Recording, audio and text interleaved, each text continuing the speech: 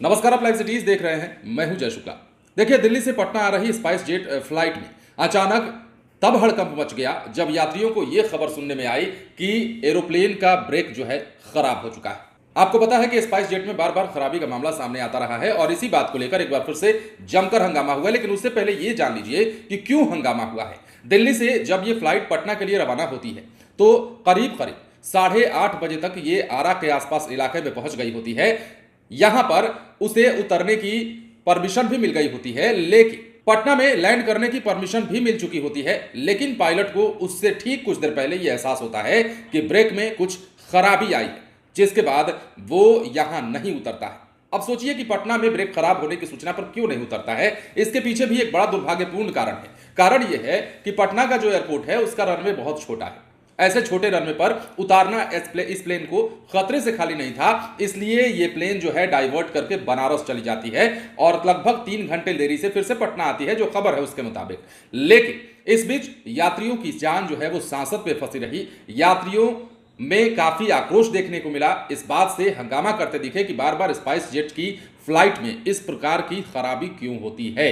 Pilot की सूझबूझ से फिलहाल बड़ा हादसा टला है, नहीं तो 138 यात्री जो इस फ्लाइट में सवार थे उनके साथ कुछ भी हो सकता था। क्योंकि अगर पायलट ने यह बात पहले जानकारी नहीं मिली होती पायलट को, या पहले ही किसी तकनीकी वजह से उसे इस बात की भनक नहीं लगी होती कि ब्रेक खराब है, तो सोचिए लैंडिंग करने के बाद पटना में क्या होता। और देखिए, पहले ही गनीमत रही कि पता चला और फ्लाइट को डाइवर्ट किया गया, लेकिन आक्रोश इस बीच यात्रियों में काफी देखने को मिला।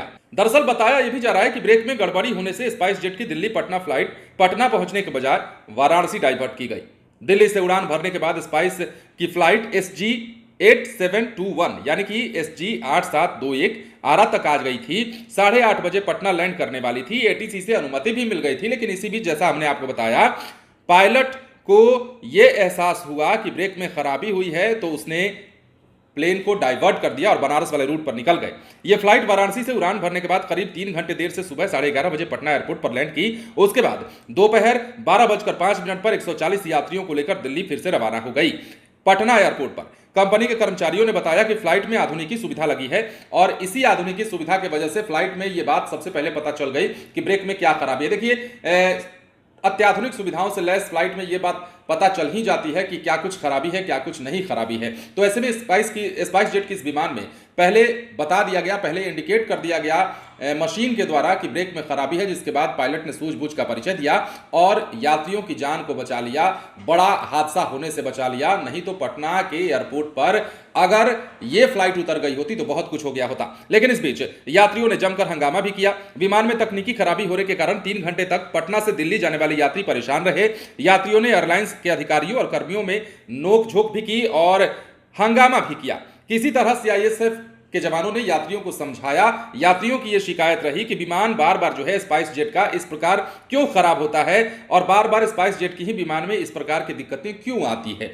यात्री बार बार पूछ रहे थे, किसी प्रकार उन्हें समझाया गया, लेकिन मामला बड़ा गंभीर हो जाता। देखिए, अगर यह फ्लाइट नहीं यहां पर पता चलता कि ब्रेक खराब है और फ्लाइट उतर जाती पटना में, तो सोचिए क्या हो गया होता। बने रहे लाइव सिटीज के साथ। यदि अब तक आपने हमारे चैनल को सब्सक्राइब नहीं किया है तो सब्सक्राइब कर लीजिए, ताकि हम आपको खबरों से अपडेट रख सके। धन्यवाद।